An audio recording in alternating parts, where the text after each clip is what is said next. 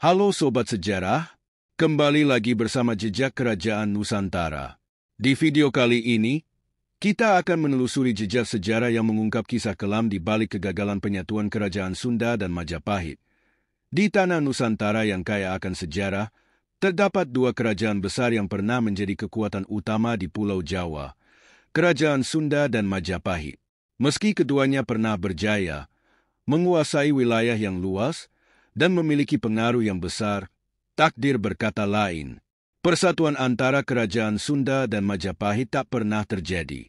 Kisah yang tersimpan dalam naskah-naskah kuno ini bukan hanya tentang politik dan kekuasaan, tetapi juga tentang pengkhianatan, harga diri, dan kehancuran yang merenggut masa depan dua dinasti agung.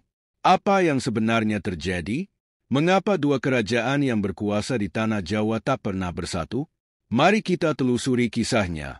Pada masa berdirinya kerajaan-kerajaan Hindu-Buddha di Indonesia, terdapat dua kerajaan besar yang menguasai wilayah penting di Pulau Jawa. Di wilayah Jawa Timur, tepatnya di Mojokerto, berdiri Kerajaan Majapahit pada tahun 1293 Masehi, sedangkan di Jawa Barat, khususnya di Bogor, berdiri Kerajaan Pajajaran sejak tahun 923 Masehi. Kedua kerajaan ini dikenal sebagai kerajaan-kerajaan Hindu-Buddha terbesar dalam sejarah Nusantara.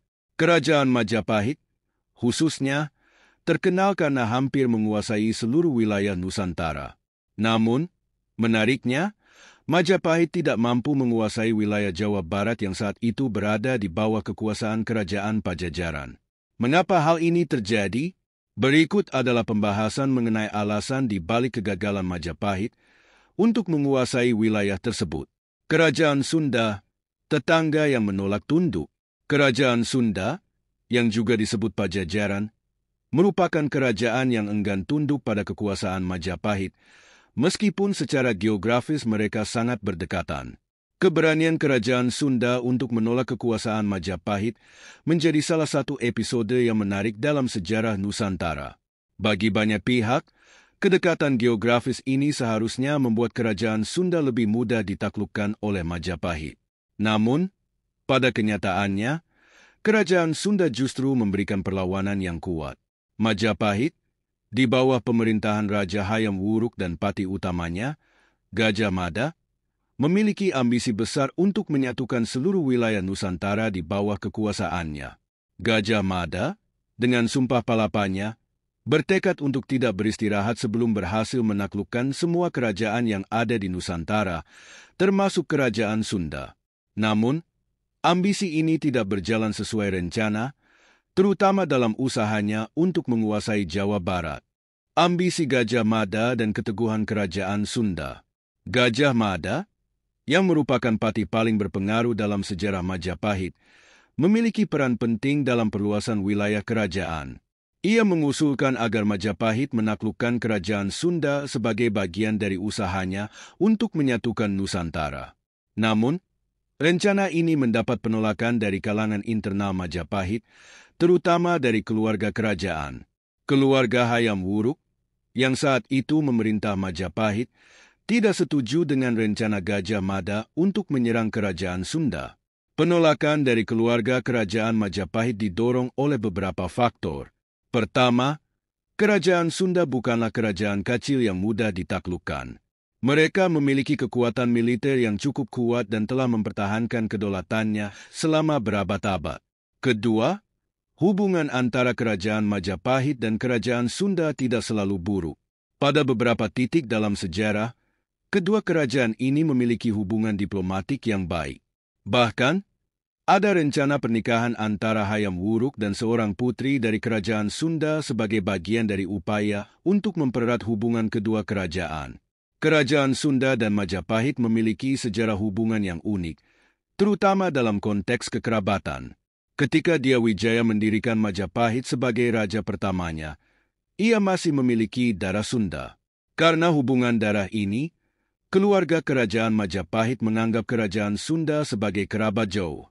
Hal inilah yang menjadi dasar penolakan Majapahit untuk menaklukkan Sunda. Mereka merasa tidak pantas untuk menginvasi dan menaklukkan kerajaan yang masih dianggap bagian dari keluarga mereka sendiri.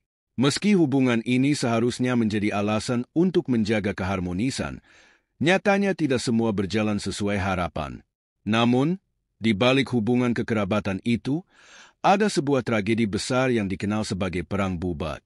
Peristiwa ini terjadi ketika Kerajaan Sunda mengirimkan rombongan ke Majapahit dalam rangka pernikahan antara Dyah Pitaloka, Putri Sunda, dan Hayam Wuruk, Raja Majapahit yang termasyhur pada masa itu. Awalnya, rombongan Sunda datang dengan niat baik untuk mempererat hubungan kedua kerajaan melalui ikatan pernikahan. Namun, situasi di Majapahit berubah ketika Gajah Mada, seorang Mahapati yang memiliki ambisi besar untuk menyatukan Nusantara, mengubah tujuan pernikahan ini menjadi sesuatu yang lain. Gajah Mada ingin menjadikan Dyah Pitaloka sebagai persembahan politik, bukan sebagai istri sah dari Hayam Wuruk. Tindakan Gajah Mada ini menimbulkan ketegangan besar antara rombongan Sunda dan pihak Majapahit. Rombongan Sunda merasa terhina dengan permintaan tersebut karena mereka datang dengan niat baik untuk membangun hubungan yang lebih erat, bukan untuk tunduk pada ambisi politik Majapahit. Akibatnya, terjadi pertempuran di lapangan Bubat yang dikenal sebagai Perang Bubat. Dalam pertempuran ini, banyak anggota rombongan Sunda yang tewas, termasuk Dyah Pitaloka. Kematian Dyah Pitaloka dan rombongan Sunda dalam Perang Bubat ini menjadi simbol dari kesalahpahaman dan ambisi yang tidak terkendali. Tragedi Bubat meninggalkan luka yang mendalam bagi kerajaan Sunda. Mereka merasa dikhianati dan dipermalukan oleh Majapahit. Tragedi ini juga menandai berakhirnya hubungan diplomatik antara kedua kerajaan. Sunda memutuskan hubungan dengan Majapahit dan menolak untuk tunduk kepada kekuasaan Majapahit. Hubungan yang seharusnya harmonis karena adanya hubungan darah, justru berakhir dengan permusuhan yang berkepanjangan. Perang Bubat bukan hanya sekadar sebuah peristiwa sejarah, tetapi juga sebuah simbol dari ketidakmampuan untuk menghargai hubungan kekerabatan dan memprioritaskan diplomasi di atas ambisi politik. Dari kisah ini, kita bisa belajar tentang pentingnya diplomasi dalam menjaga hubungan antar bangsa atau antar kerajaan. Majapahit dan Sunda seharusnya bisa mempererat hubungan mereka melalui pernikahan ini, tetapi ambisi politik Gajah Mada justru menghancurkan kesempatan tersebut. Keputusan untuk memaksakan kehendak politik tanpa mempertimbangkan perasaan pihak lain dapat membawa konsekuensi yang sangat buruk. Perang Bubat adalah contoh nyata bagaimana kesalahpahaman dan ambisi yang tidak terkendali dapat memicu tragedi besar. Tragedi Bubat juga mengingatkan kita akan pentingnya rasa hormat dan kekerabatan dalam hubungan diplomatik.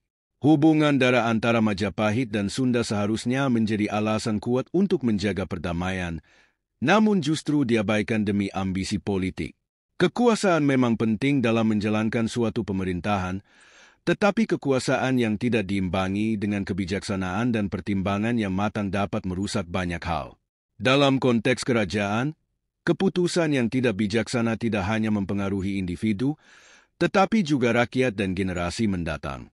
Kisah ini juga memberi kita pelajaran tentang bagaimana peristiwa-peristiwa sejarah dapat mempengaruhi hubungan antara dua entitas politik untuk jangka waktu yang panjang. Hubungan antara Majapahit dan Sunda tidak pernah pulih sepenuhnya setelah tragedi Bubat. Kerajaan Sunda yang merasa dikhianati memilih untuk menjaga jarak dan memutus hubungan dengan Majapahit.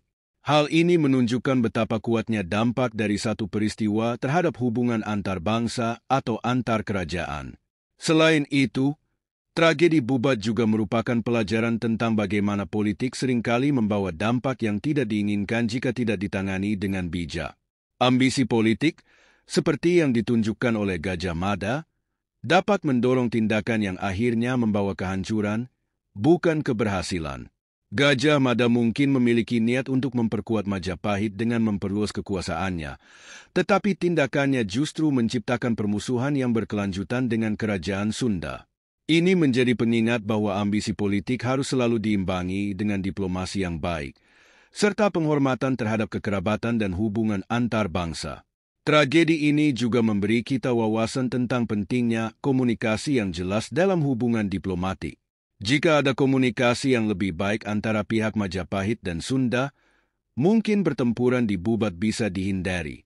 Namun, Karena kesalahpahaman dan kurangnya diplomasi yang tepat, niat baik yang seharusnya memperkuat hubungan kedua kerajaan justru berubah menjadi tragedi. Ini menunjukkan betapa pentingnya dialog dan kesepahaman dalam menjaga perdamaian. Kesimpulannya, kisah antara Majapahit dan Kerajaan Sunda, terutama terkait tragedi Bubat, mengajarkan kita banyak hal. Dari pentingnya diplomasi, menghargai hubungan kekerabatan, hingga dampak buruk dari ambisi politik yang tidak terkendali. Semuanya dapat diambil sebagai pelajaran yang relevan hingga saat ini. Kekuasaan harus selalu dijalankan dengan bijaksana, dan hubungan antar bangsa atau antar kerajaan harus selalu dijaga dengan penuh pertimbangan dan penghormatan. Tragedi Bubat adalah contoh bagaimana sebuah peristiwa sejarah dapat memberikan pelajaran yang sangat berharga bagi generasi mendatang tentang pentingnya kebijaksanaan, diplomasi, dan penghormatan dalam setiap tindakan politik. Demikianlah, meski dua kerajaan besar, Sunda dan Majapahit, pernah berbagi ruang dan waktu dalam sejarah Nusantara, nasib keduanya tak pernah menyatu. Di balik kebesaran masing-masing, ada perbedaan kepentingan, pandangan politik, hingga tragedi yang memperkuat jurang pemisah di antara mereka. Sejarah ini mengingatkan kita bahwa dalam tiap kejayaan, selalu ada tantangan yang harus dihadapi, baik dari dalam maupun luar. Namun, meski mereka tak bersatu, kontribusi Sunda dan Majapahit dalam membentuk peradaban Nusantara tetaplah besar dan menjadi bagian penting dari jati diri bangsa kita. Terima kasih telah menyaksikan video kali ini di Jejak Kerajaan Nusantara. Jangan lupa untuk like, share, dan subscribe agar tidak ketinggalan kisah-kisah menarik lainnya seputar sejarah kerajaan di Nusantara. Sampai jumpa di video berikutnya.